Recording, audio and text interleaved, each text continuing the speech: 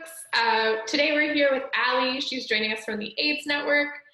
We want to have a pretty realistic conversation about drug use and harm reduction, and we thought, who better than the AIDS Network? Have you ever had a friend or family member or someone you were with that overdosed or almost overdosed? It can be really scary, and many of us have lost people that we love due to accidental overdoses. Allie from the AIDS Network is going to provide us tips on how to prevent overdoses and provide us some naloxone training in the event that someone or yourself is overdosing. Hi, thank you so much. So yeah, overdose, very heavy conversation. What I'm going to do today is just give you sort of what to look for, maybe some tips around, recognizing some signs of overdose, and then just a brief naloxone training as well. I will mention you can get naloxone from pharmacies. Pretty much any pharmacy now carries naloxone, but you can also call the VAN program. We can provide that information and give you a naloxone kit as well anonymously. So you don't have to provide your information, but they're definitely good to have. You never know when you're going to be in a situation to need it. So we're trying to get them out as much as possible without any kind of barriers to accessing life-saving medication. So with the current drug supply, it's really tricky to know what you're taking without very comprehensive drug testing, which isn't widely available. We are seeing, I guess, a contaminated drug supply everywhere right now. That's why we're in an overdose crisis that we're in. Drugs are very unpredictable right now. So what we're seeing as well is a lot of folks who typically their drug of choice would be like an upper, like methamphetamine or cocaine, which gives you kind of that elevated feeling. They'll be taking what they believe to be that drug, and it will contain some kind of downer in it. So a fentanyl, which can be very dangerous, especially if you're not expecting it. And that's the key thing is, the last thing that you want is to be expecting one thing, being completely unprepared for an undesired effect that you weren't expecting. And that's when overdose can be particularly dangerous and fatal as well. So I always tell people in doing naloxone trainings, if it looks like an opioid overdose, always err on the side of caution, use naloxone. The great thing about naloxone, one of the great things, there's many great things. One of the great things is that it only impacts the opiate receptors in the brain. So if you've taken some other drug that's not an opiate, it's not going to ruin your high unless there is an opioid that's acting on the brain that is making it difficult to breathe or causing somebody to say be on the nod, as we call it, so that sort of sleepy feeling, then it's likely an opiate, and that naloxone is just going to kick that opiate off of the brain and potentially save a person's life. With that being the case as well, if you've come across a person, you don't know if they've taken any drug, they may have had a heart attack or a stroke, fainted, you don't know, you can't wake them up, and that's the key thing. Like you can't wake them up. They're not you're calling their name or you're shaking and shouting, doing that shake and shout, and there's no response. Again, you can use that naloxone. It's not going to cause any harm to a person, but best case scenario, if there is some sort of opiate that they've taken, it's going to save that person's life and hopefully get them breathing long enough for ambulance to get there, for them to get some other medical attention that they may require.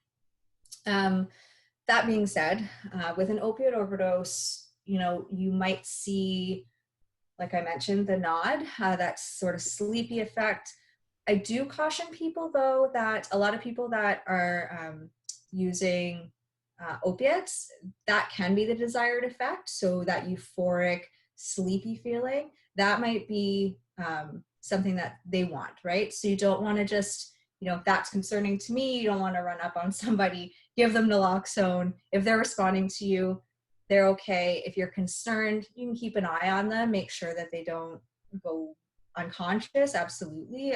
Check on their breathing. But if they're still responding to you, then they don't require that naloxone at that time. So just to put that out there. But if you start to see lips turning blue, kind of like a bluish color, a person's not waking up, their fingernails might be discoloring, those are signs of an overdose. Could be vomiting as well. But what we're really concerned about are the folks that you can't wake them up. So we suggest, you can give that sternum rub that they teach you in first aid. That can be pretty painful, and just doing that can be enough to kind of for somebody to come out of it and be like, I'm good. But if they're not waking up, that's when you want to go for your naloxone. And I'll show you how to use that right now. So you've done the shake and shout, nothing's happening. You want to call 911. With naloxone, it does only last about 30 to 90 minutes, after which time that opioid could reattach to your opioid receptor in your brain. You can go back into an overdose again. And there's some increased risk around overdose at that time. So, excuse me, you do want to call 911. With calling 911, if the person comes out of it after you've used naloxone, you can't force a person to stay. You can't force a person to be seen by EMS. You've done what you can do.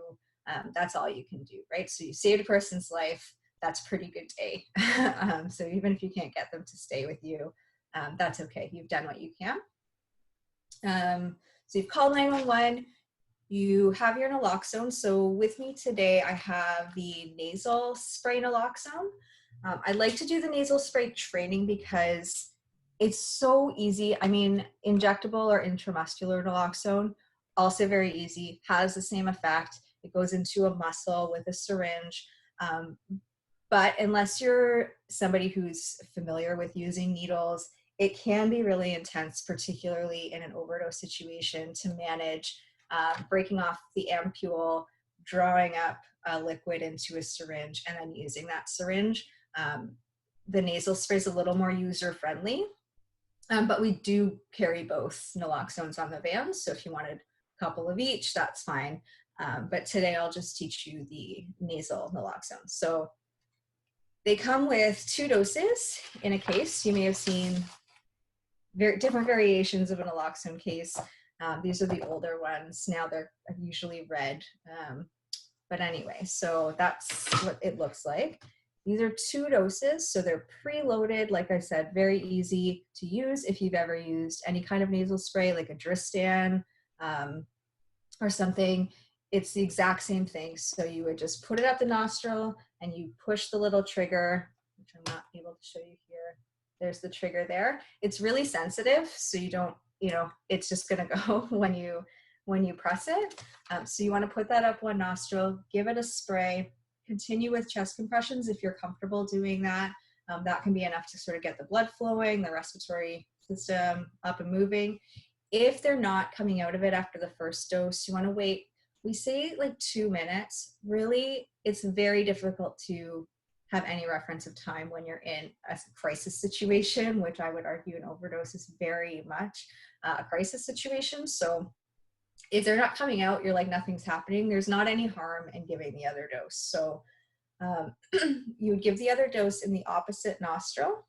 And we say opposite nostril just in case there's something going on, there's some scar tissue, something going on that it's preventing it from being absorbed as it needs to be into your mucous membranes. So you want to try the other nostril.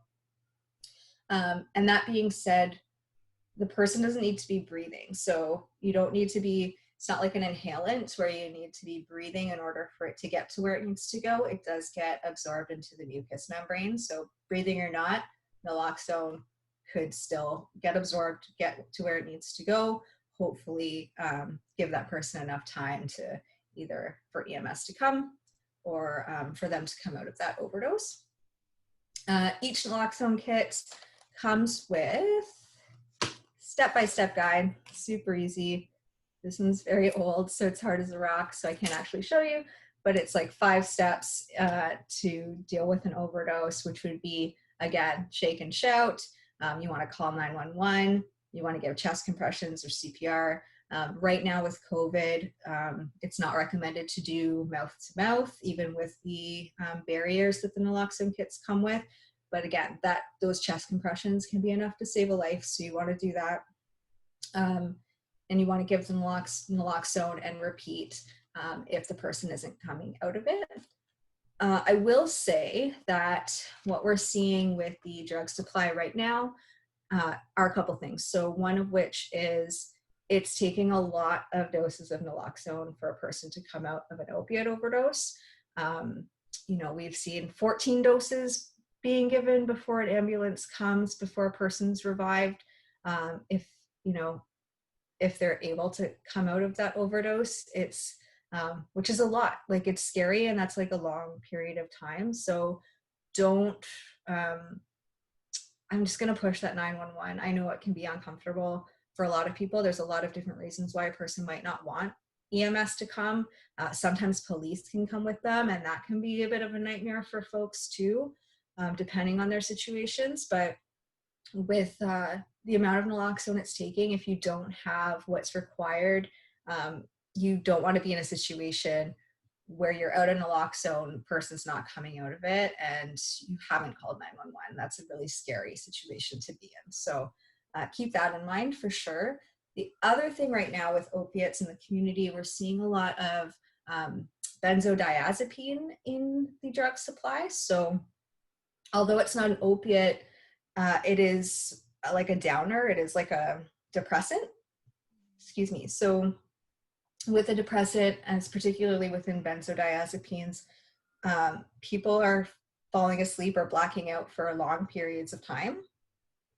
So there was some kind of rumors going around about naloxone, like it was naloxone resistant fentanyl. And I just want to clarify, like, it isn't fentanyl that's resistant to naloxone. It's that there's this benzodiazepine in the drug supply as well.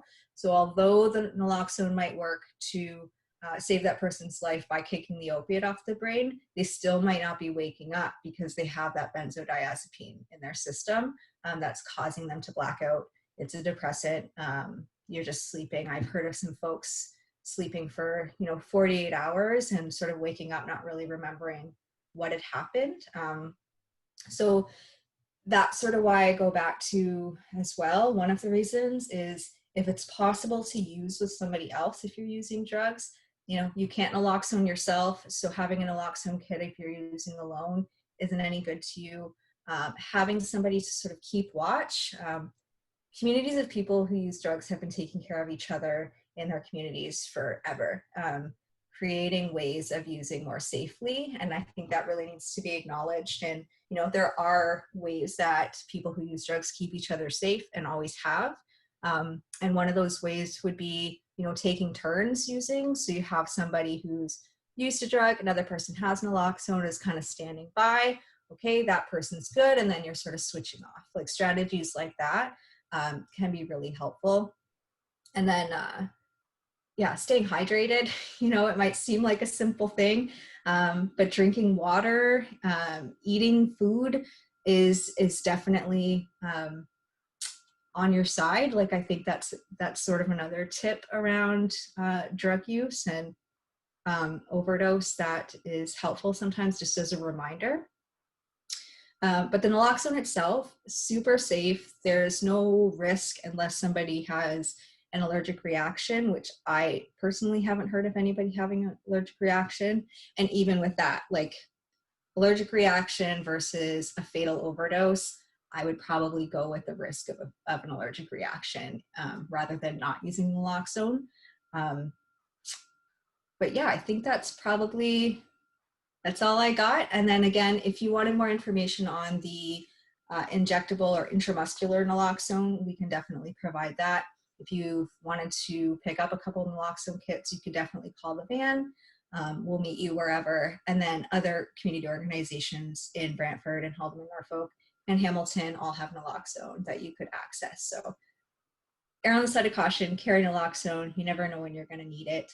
And it is a wonderful life-saving tool that is free. So it's really great to have.